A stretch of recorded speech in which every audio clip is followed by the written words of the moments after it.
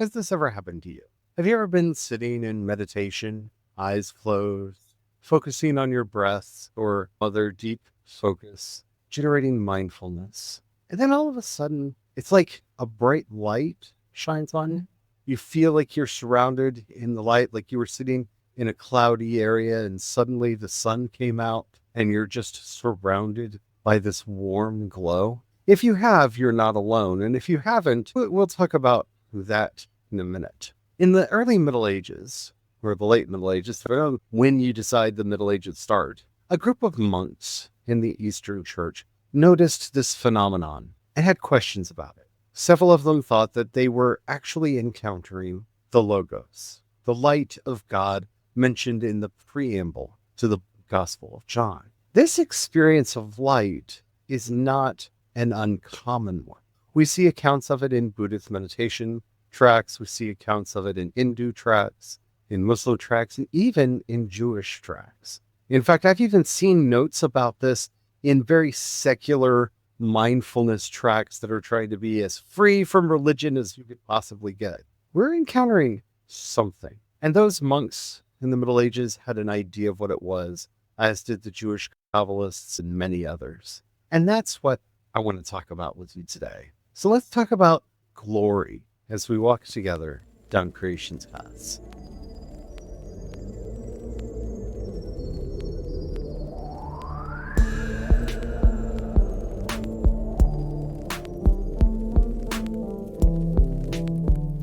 Hello, everyone. My name is Charlie. I am a Christopagan Druid and priest of Bridget. Hello, everyone. My name is Brian. I'm a Christopagan Druid and sous chef to the Dogna. Today, we're going to be talking about the glory, the light, the chashmal, the kavod, there's a lot of words for it, the luminous nature. If you've read a lot of Buddhist tracts, for goodness sakes, even in Star Wars, we have Yoda telling us, luminous beings are we, not this crude matter. I'm sorry for my Yoda impersonation there, but I couldn't help myself. This idea that the universe is permeated by this light, that when we allow ourselves to rest and relax into it, we become aware of, is a very common mystical experience. And I think it's something valuable for us to probe. But before we get into that, if you haven't already, don't forget to like, subscribe, follow, whatever the terminology happens to be on whatever platform you're listening to us on. We do 5 original Christopagan and Druid episodes Monday through Friday. And you don't want to miss anything because we've got a lot of cool stuff coming up, including, speaking of Star Wars, our Star Wars Druidry crossover series, which y'all asked for, and we're going to do it. May the 4th be with you. So let's just get onto it now, shall we? I know I've had this experience in meditation, and I actually experienced it for the first time through the practice of Buddhism. It was actually the first Buddhist meditation I had ever done.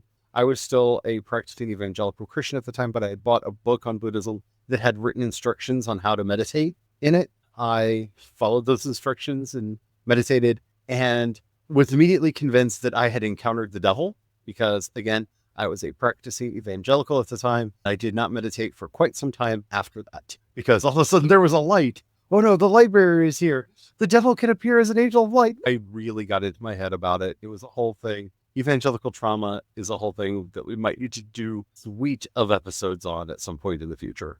If you don't mind me asking, Brian, have you ever experienced this phenomenon? Yeah. The first time I experienced it, I wrapped myself up in it like a big cozy blanket. And oftentimes when meditating, sometimes I'll intentionally go back and I guess visit that state, that place. It's kind of weird. 6 to 1, half dozen the other. Oh, it really is. Yeah. Because depending on the school of meditation you're talking about, it could be a state of consciousness, a state of meditative absorption, or a phenomenon that occurs during meditation, depending on the school of thought. So yeah, it really is up in the air as to what we call those. Yeah, and from my personal experience describing it, I would put it somewhere in between the two, where it's not quite a destination, but it's also not just a different state of mind at the same time. It's like a little half of the journey is one and half of the journey is the other, but it's definitely a place that I can go to and rest and tank up, I guess you could say. Yeah, it's almost always described in these terms of being very warm, welcoming, very cozy is a word I would use to describe it. Mm. Like I said, I freaked out the first time because it was an experience unlike anything I'd had. And when I say I did this as a child, I was like when I was in deep into evangelicals, I probably would have been about maybe 10, 11 years old. I had snuck down to the mall. I had some of my allowance money on me, plus I'd done some chores and stuff for other people and earned some extra cash. And I was going through the bookshelves in the religious section of Walden Books, who date myself here fully, and saw a book on, I think it was called The Essential Buddhism, I think was the name of the book. I had always been curious about Buddhism. I had some friends who were Buddhist at this point in time, and I was curious and picked it up. And from the evangelical perspective I was coming from, I had no framework to understand what was happening to me. And the same is true about the monks in question that I'm talking about here. The monks were called the Hesychasts. It's the best I can do to pronounce their name. And they would sit and just focus in a very focused meditation. They were accused of being navel gazers. This is one of the places where we get that term from, that instead of actually praying, they just sat and stared at their own navels, was the accusation made against them, that they were doing prayer wrong. And that's what was going on to them. It actually spawned a controversy in the church, that the conclusion of which is such an interesting thing to me. And like one of the things that like I have often used as a groundwork to what is a miracle is when angry opposing factions can agree on something. And because when does that ever happen? Gregory Palamas, who resolved this controversy through writing some amazing theological work, wrote a book called The Triads, where he, not to be confused with Celtic Irish triads, it's related to the Trinity, it's the whole thing. Anyway, into the whole Gregory of it all right now. But he resolved this and basically said that these are the energies that Peter and Paul were talking about, that we could participate in of God. And he argued that this actually was a divine experience. His argument was so profound that he is both a saint in the Catholic Church and the Orthodox Church, even though this is after the schism. So after Orthodoxy and Catholicism had broken from each other, this man's writings were so profound that he is recognized as a saint in both churches. And okay, miracle, check. Like, how do you get them to agree on anything? That's their, especially back then, because this was not long after the schism. So a lot of those wounds are still fresh. I'm not going to spend a lot of time trying to talk to you about what this is. I think it is best to leave it as mystery. I'm very much of the cloud of unknowing school of mysticism. I think that we only need to do any theology for mysticism when we're looking for shared vocabulary, because beyond shared vocabulary, we're not actually discovering anything. We're just giving things words that often crystallize our conceived notions about what's going on. So I think it's perfectly all right for us to just refer to this as light, that this is an experience of light, and not get into any of the deeper theology, though there is a lot of it out there. And again, from various religions. The earliest recorded experience of this that I know of is in the book of Ezekiel, where Ezekiel experiences the chashmal. This is related to the word that is used in modern Hebrew for electricity, the just radiant light that blinds him and knocks him to the ground. Isaiah also records an experience of this. It is different from the Shekinah glory that is described as entering the temple as far as language goes, back when Solomon blessed the temple and a great fog filled the temple and the light within it. And so this has led a lot of Jewish commentators to talk about this difference between this very intense, bright light that is fleeting and this glory that permeates everything. And to me, the only reason I bring that up is I think what we're talking about is that glory that permeates everything. I experienced this most profoundly early in my spiritual journey when I was actively practicing Buddhism. It really does, to me, equate to that ground luminosity that is discussed in Buddhism. This natural state of ours that if we were but to strip away all of the distractions in our minds, we would realize this basic joy, this basic peace, this basic happiness, this basic luminance that permeates everything. And the more I've practiced from my Buddhist days into my Christopagan days now, the more convinced I am of that explanation, that this is our natural state. This is our natural experience of the world. And I don't want to sound sappy or cheesy here, but if you've listened to this podcast, you know that's exactly where I'm going. Like, in a lot of ways, this is the light that you see in a child's eye, because they are experiencing the world in this kind of bright, shining luminance, this glory that is immanent in all things. I find it interesting, and I don't know how much of this is a projection back onto the past me, but I have this realization every now and then that I remember the world being brighter when I was younger. Like, my memories when I was younger, they aren't necessarily like more vivid or more vibrant as far as like detail or color, but I remember everything being brighter. Like, the lights were turned up more in every room that I was in. And I don't know how much that is nostalgia of me looking back, or if that really does point to this kind of ground truth of this glory is something that we encounter naturally, but as we get distracted from it, the harder it is for us to see it. Yes. Yeah, I would completely agree with that. And I think it's something that we can, I guess you could say, bathe in again, and have some of that presence will persist with us even afterwards until we become more and more distracted in our daily goings-ons. From a lot of my experiences, one of the things I find really interesting is when having the experiences of what we're talking about here, this glory, and looking at that passage when Jesus is telling them not to worry about material goods and food and stuff like that, that the birds have these things are provided for them by God, and how much more would servants of God have. That bridge takes on a whole new light within the context of this, because there is this level of peace, this level of calm and joy and radiant light that comes with it. It's an absence of this anxiety of things that often consume all of our thoughts, and or at least consume, if it's not consuming our conscious thoughts, it's consuming our unconscious thoughts. Well, I can very simply, because it's one of those things that, like, in my heart, once a Buddhist, always a Buddhist. It's that first noble truth, right? All things are dissatisfying. Yeah. That satisfaction that you get is empty and will fade away, right? You can be satisfied for a moment, but then you got to keep refilling that well, or it just empties, it drains. Yeah.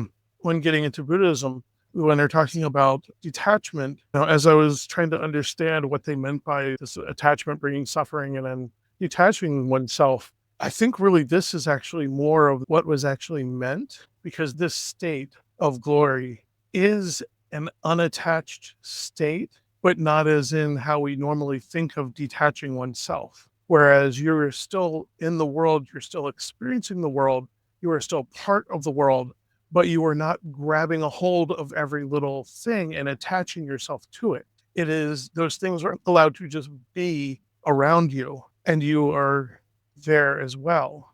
Does that make sense? Oh, yeah, that makes perfect sense. Yeah. Because remember, the second truth is that everything is unsatisfying because of attachment and aversion. We want to either hold it forever or be forever apart from it. So that's why nothing satisfies. It's the first and second noble truth go together. And it's not that things are inherently unsatisfying. It's that we either want to hold that feeling forever, or we want to never have it again. And so it's in that wanting to have forever or to never have again that we find a lack of satisfaction in the world that we're currently living in. And thus, this is why there is an end to suffering. There is an end to dukkha. There's an end to the suffering. And that is the Noble Eightfold Path, which are a lot about learning how to just accept what is. Another thing with this state is that it actually will cause a transformation in yourself that, as I have experienced, is noticeable by others in your presence, because it changes you and it changes your presence, gotten into that state and gone out in public. And in particular, most of the children in whatever environment I'm in, I will end up drawing their attention. They will have an awe and a fascination with me. They will come up and just have entire conversations about all kinds of things with me. Just And randomly. Yeah, I've had random, experience too. just Yeah. randomly. Yeah, just randomly. The parents are just looking, do you know this stranger? Because they don't know me. I don't know them. I don't know the child, but they're looking at the child like, is this a teacher from school or something? They're trying to figure out what this relationship is. And it's just, no, I'm just a random guy. And animals too will have a visible and distinct reaction, a non-fear, sometimes even an affinity in being drawn towards a person, especially shortly after experiencing that state. I remember, that makes me think of an argument I had with one of my early meditation teachers, because he always liked to say, if butterflies don't land on you while you're meditating, you are not in a state of peace. And I pointed out that while I was meditating, I always had bees land on me. And he would just look at me and say, and he would look at me and he looked at me and he said, what do you find objectionable about them thinking you're a flower? It's better than him looking at you and going, hubris, this is an attachment. And yeah, he was one of those people that I'm pretty sure would understand the flower sermon. Like, I'm sure he got the flower sermon. He was one of the few people I've met in my life that if I had to say was an enlightened being, he makes it on my list. Yeah. But because that was that flower sermon moment for me, but with still a few words in it, because I wasn't ready to hear the flower sermon. For anybody who doesn't know what that is, if you want us to do an entire episode on the flower sermon, it would be an entire episode. So let us know in the comments, and we'll definitely do that at some point, because it is a powerful thing. I've noticed that people who enter the state tend to I hate that the word attractive has taken on this kind of alluring, almost sexual meaning in our vocabulary, because I think that it makes you attractive like a magnet is attractive. Yeah. I was going to say, this is more like almost like a gravity or a magnetic. If there is a pull, it's almost like the entire ear of the universe is leaning in towards you. You look at stories like St. Ponchomius or St. Francis, who just wanted to be left alone, out to do their thing, to pray and be alone. And people kept coming and giving them things that they had to figure out how to get rid of, because they had taken vows of poverty and they were trying to figure out how to deal with his overabundance. They kept coming in because people kept coming and giving them things and joining them and wanting to be around them and to listen to them and be taught by them. And I've seen this a lot in life. That is something that happens. I think what we misunderstand about the world is we have gotten lost in this new thought doctrine of manifestation. And for those of you who know, if you're manifesting, that is an idea that came about in the 1880s through the New Thought and through Christian Science. That's not an old idea. It's not even a repackaging of an old idea. They took other ideas and mixed and reworded them into this kind of law of attraction that they started teaching in the 1800s, especially during the spiritualist revival of the 1880s, that you get what you put out. This kind of misunderstanding of karma, which we've talked so much about on this podcast. And what I think people misunderstand is, yes, there is something to willing your future into being. I think there's something to say for visualization of see yourself in the role that you want to be in and then take the steps to get there. I think there's a lot of benefit in doing stuff like that. But the real secret of attraction is to get yourself into this free state that can be found in experiencing this glory. Because when you have that, people are just attracted to what you're saying. People are just attracted to what you're doing, and many of the other things flow with it. Remember, when Jesus is telling us, behold the lilies of the field in their fine raiment, I tell you that Solomon in all of his wealth was not dressed as well. If they are dressed like this, how much more will your Father in heaven clothe you? When that passage, and when he's talking about the birds, they neither sow nor do they weep, nor do they reap, but your Father in heaven looks after them. This is an entire passage that begins with, why do you fret about what's going on to your life? Who amongst you can, through worrying, make one more hair grow on their head? Yep. It's all in this passage, which is telling us to try to find these ways past our anxiety, past our concerns. Do not give a care for tomorrow will have the evils sufficient to the day, which is a phrase that has always haunted me. But it's one I've tried to live by, because you have to take care of what's in front of you. And that doesn't mean don't plan. That doesn't mean don't worry about possible outcomes in the future, but you really do have to be focused on now. And in all of this, Jesus is telling us that we are supposed to be entering this state of just not acceptance, that's the wrong word, but I have what I have, and I'm going to continue to perfect from here. It's because it really is beyond acceptance. It's a recognition of that basic good, right? Yeah. It's a recognition of, yes, things may be hard. And I don't want anybody to take away from what I'm saying here that you shouldn't be anxious, that you shouldn't be worried, that you shouldn't be like concerned how are you going to pay your rent or buy food or any of those things.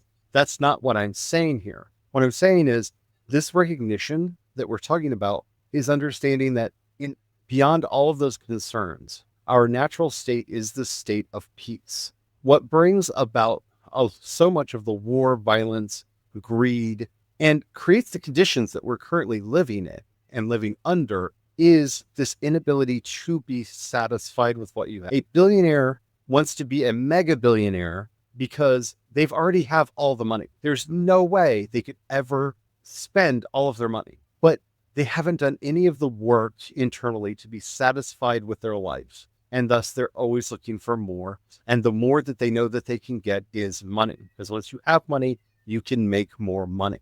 So they play that game and they're always on that game. And it's that greed, that basic greed that is inflicting suffering on so many people. And so it's not about being okay with being poor or hungry or in a precarious situation.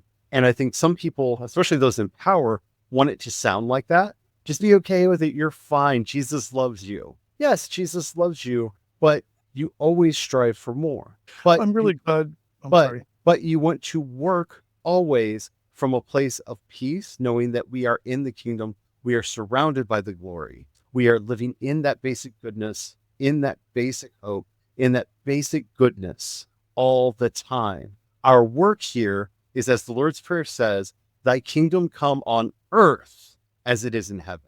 Our work here is tikkun. We are here to restore the world.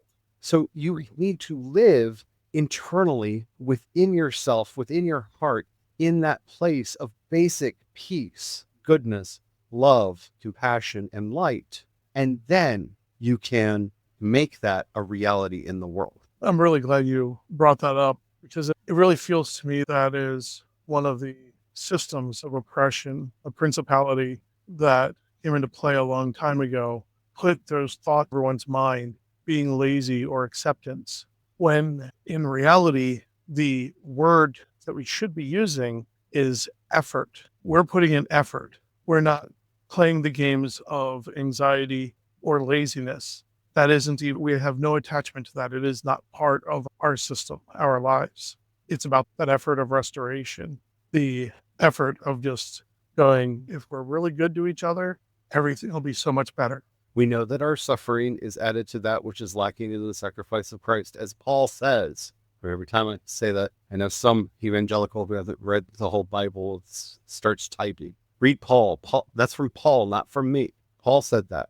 We are constantly making perfect through our suffering that which is lacking in the sacrifice of Christ. And we are ever perfecting that which God has already made perfect. We exist in that natural state. We exist in that natural state, that basic goodness. What we lost in the garden, what we lost in the loss of our innocence, is that easy access to it. See, Adam and Eve in the story are surrounded by the glory. The glory is all around them, is ever present with them. And suddenly, when they eat of the knowledge of the difference between good and evil, and they start having attachment to the good and aversion towards the evil, suddenly the glory is gone and they realize they are naked and they are ashamed. That's what we lose. That's what these stories are trying to remind us of. That's what these stories are trying to reawaken us to. And on one hand, it's literally that easy. As Charlie started out sharing their story, mine was my first time of experiencing this state was a very young age. I was starting to, I guess people nowadays would call it journeying. I was doing a little light exploring, ran into a non-corporeal who said, "Hey, you want to see something cool?" And of course I said yes, and went right to this state. it was that easy. The only thing that makes it difficult is us, the individual. Each practitioner makes that state as inaccessible or as difficult as we make it. So if you, And it's as easy as letting go of attachment. learning to let go. It's really easy. So if you want to experience this for yourself, over on our Holisted podcast, there is a meditation about entering the light body. That is a way to visualize yourself into the state. So you can go over there and do that. Normally we end. It's a great, simple, structured way of getting a taste of that experience. And normally we end every episode with a prayer. If you stop before we get to the prayer, you miss it. You miss it. We end every episode with a prayer. This episode, we're going to end with a very brief meditation to help get you into this light. So please stick around for that. But before we get there, I would really like to know, what is your experience with this? Have you experienced this light in meditation? What was it like for you? How did you experience it? How lasting were the effects? Do you experience it often? Do you seek it out? Do you avoid it? St. John of the Cross warns against it. He finds it a distraction in his mysticism, because it's very, you need to feel the suffering and the pain kind of mysticism for him. So how do you experience this? I would love to know. If you're listening to us on YouTube, Spotify, or CreationsPaths.com, you can leave a comment right there. If you're listening to us anywhere else, even if they say you can leave a comment, they do not let us know. So head over to CreationsPaths.com, click on chat, and you can leave a comment there, and we will be able to see it. We get back to you. While you're there, if you happen to have a few dollars you can pass our way, we offer monthly and annual memberships. You can also support us on Patreon and Ko-fi. I am CE Dorset on both. You can also support us through the Cash App hashtag CreationsPaths. Thank you to everybody who does that. It means the world to us. Helps us keep the lights on, keep food on the table, and a roof over our heads. If we've ever helped you out, or you think anything that we have said would help out someone else, please share it with them. That helps us out more than you could possibly know. All right. Unless you are driving or operating heavy machinery right now, it's so frustrating that you have to give that warning before saying close your eyes. But technically, if you're cooking, you may want to not do this as well during cooking. Yes, if you're doing anything that you cannot be distracted from, save this part for later. But if you're not doing something that would be bad if you got distracted for a bit, close your eyes, take a deep breath in and out. Take a couple of these deep breaths just to center and reconnect yourself with your body. In and out. And as you feel yourself resting into your body, you might feel your shoulders start relaxing, your muscles giving way a little bit. I want you to imagine a light shining down on you. And if you have aphantasia and you have a hard time with visualizing something, just tell yourself, I'm sitting in the sunlight. Now, this could be any kind of light. It could be a lamp, a candle. It could be a bonfire. It could be the sun. It could be at the beach, anywhere that helps you relax. Just imagine yourself bathed in light that's just shining on you. Breathe in and out. Now ask yourself how this light feels as it touches your skin. Do you feel the warmth? What does it feel like? Just rest in that feeling for a minute. Now, if you've ever paid attention when you're out in the sun, you notice you do feel that light a little bit deeper. It's not just on your skin. It's like it soaks in and gets into your flesh, into your muscles, all the way down into your bone. Do you feel that light just seeping in deep into you? Don't forget to breathe, slow and steady. In and either imagine this light just permeating your whole body, or ask yourself the question, what does it feel like? And listen for the answers. Or if it helps you, do both. Once you feel this light fully saturating, fully around in you, just let go for a second. How do you feel? What do you feel? Are you alone? Rest with that question for a minute. You might find that it's hard to answer because you might feel a certain oneness with everything. You might feel like there's something else with you. You might feel like it's just you and the light. I want you to take a deep breath in. And as you do, feel your body, feel that light just soak into your body and light a little candle in your chest, a little flame. We'll breathe out. One more time, we're going to breathe the rest of that light in, deep, deep in. So all you can see is the darkness behind your eye. And once you've breathed in all of that light, I want you to open your eyes and notice how you feel. I hope you had a beautiful experience of the light. We always end with the word amen. So I'm going to say it anyway. Amen. Amen.